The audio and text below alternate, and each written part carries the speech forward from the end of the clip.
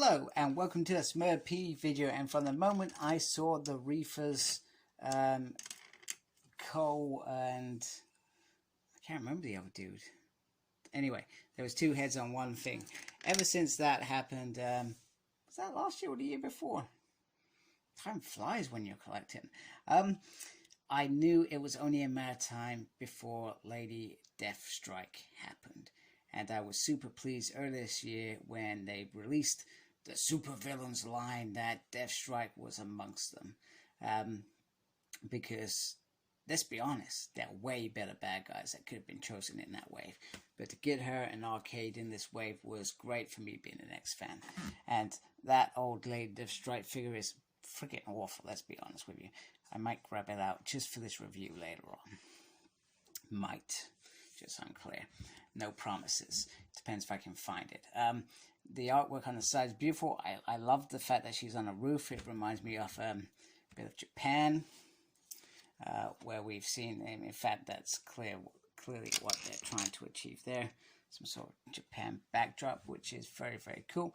With adamantium infused bones and cybergenetic enhancements, Yuriko Oyama pursues a ruthless vendetta against the X-Men and Wolverine in particular. Let's be honest, it was Wolverine in particular because he was bonded with the adamantium that her father created. So let's not be around the bush. She didn't give two craps about the X-Men, apart from when they were in hers and the Reefers base in the outlook. That's the only time that she probably actually gave two craps about it. So let's crack this figure open and have a little look. Okay, so here is Lady Deathstrike out of the package. And in terms of detail, for the head, spot on. Absolutely beautiful, beautiful head sculpt. I absolutely dig it. Lovely hair. The hair doesn't look as real as some of the other hair we've seen, but it does look very Deathstrike-ish. While we're in this area, we're going to look at the lovely detail on the back. And you got a lovely little garment under there,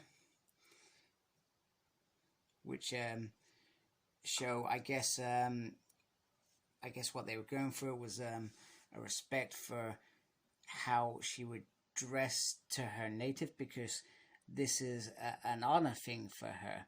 It's not only just vengeance, it's honoring her father, etc. Now, I guess I love the arms. I love the technical version. One thing I will say is I wish there had been another set of arms. Ones that were a little bit longer, a little bit more mechanical, and a little bit more crazier. So, on that note, I'm going to bring in the other Deathstrike, because I felt like, even though the head sculpt is awful, the rest of it, I guess the other gripe is she's hard to stand. But in terms of size, she's actually a good size. But one thing that I like, don't get me wrong, I love how they've done the little bit of technology on the arms to give her still a little bit of a human feel, and even on the chest there, that was kind of perfect there, whereas here they didn't go for that, but on here they went all mechanical, and then the shirt was kind of lifted up. So, I mean, if the shirt came over this would be, I guess, the perfect arms, etc. Now, I'm pretty sure, unless I'm going mad, I saw somebody take these arms and do something with this, but I could be talking rubbish.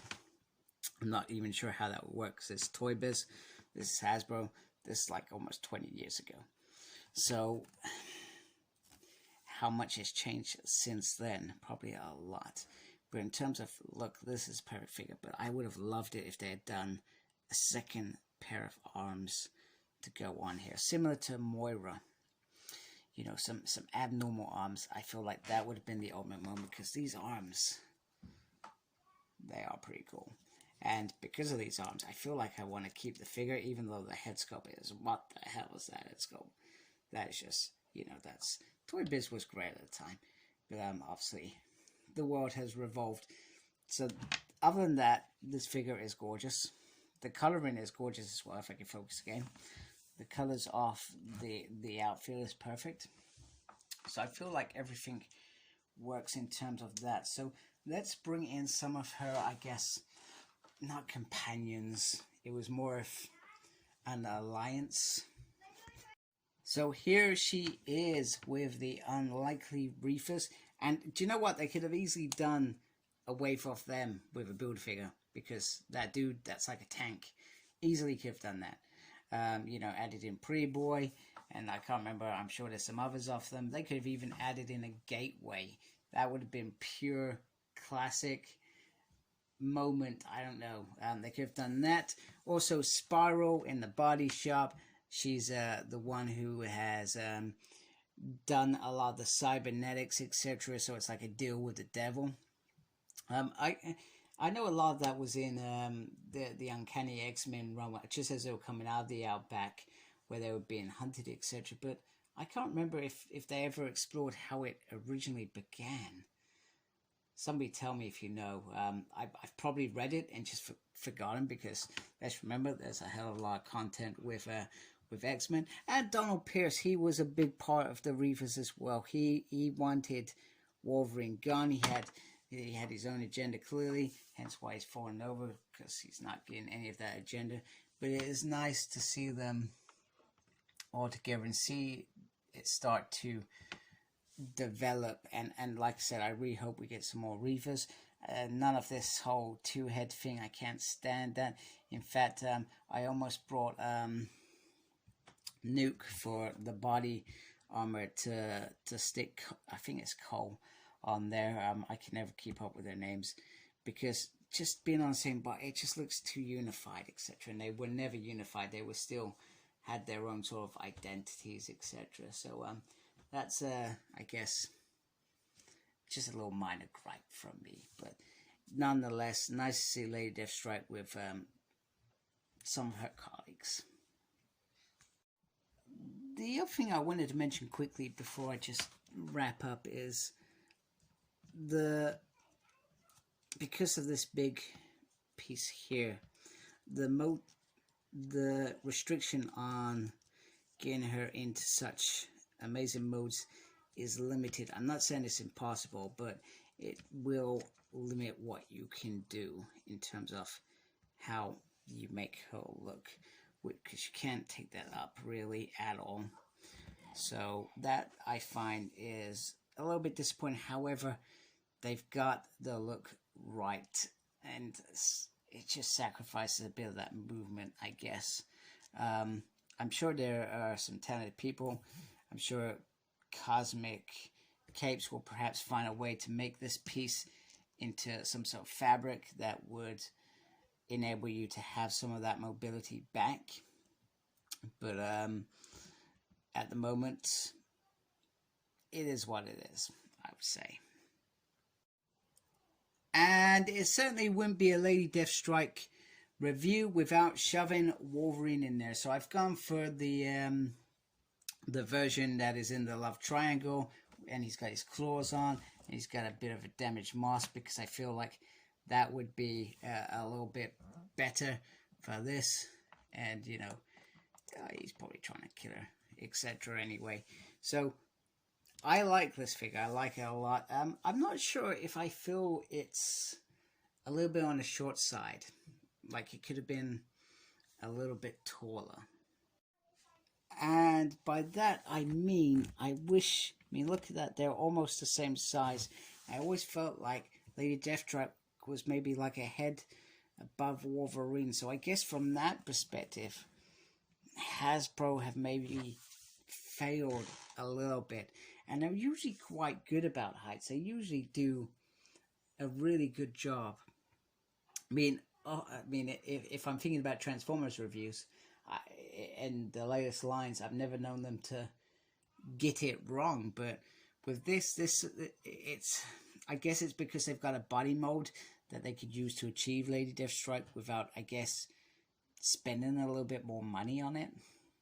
Maybe that's why. But I feel like it just should have been a little bit more taller.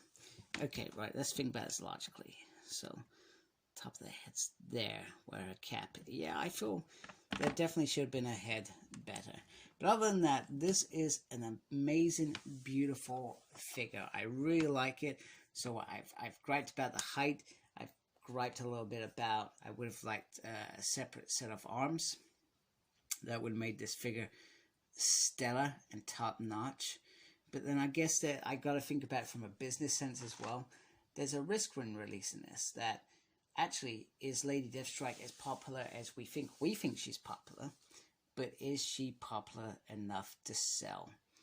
And compared to some of the other figures in that line, it's a risk. And the reason why they put the torso part of the builder figure in this was to ensure that it did sell.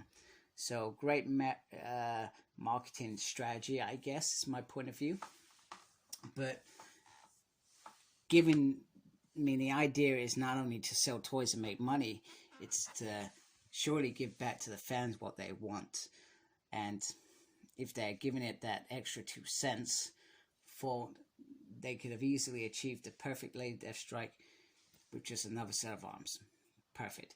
You could even go as far as, and I may be talking out of turn, if you take that new Tri-Sentinel's arms, obviously they're designed to go in a builder figure, maybe a little tad too long, but if you modified them, or just the upper limb to connect with the lower limb, potentially you could achieve it with that. But like I said, I'm not a toy manufacturing expert. I just enjoy reviewing what I brought. So what do I know anyway? So anyway, please subscribe to my channel. I would really appreciate that. I'm almost at that target 1,000 number that I've been striving for the last 2 months, and I appreciate everybody who supports me with that.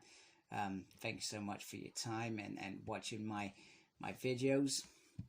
I do really appreciate that. And I enjoy making these. I don't intend to go away regardless of whether I meet the criteria or not. It doesn't matter to me. I will continue reviewing what I'm buying because I like sharing. I like showing off. I like giving my opinions, even if it's sometimes out of turn. So, embrace geekiness. Take care. Goodbye. Please like, comment, and subscribe to my channel. Follow me on Instagram, Cyclops Smurd. I'm on Twitter at SmurdP. No idea what I'm doing there. I'm also got a page on Facebook, SmurdP. And embrace the geekiness. Thank you for watching. Take care. Goodbye.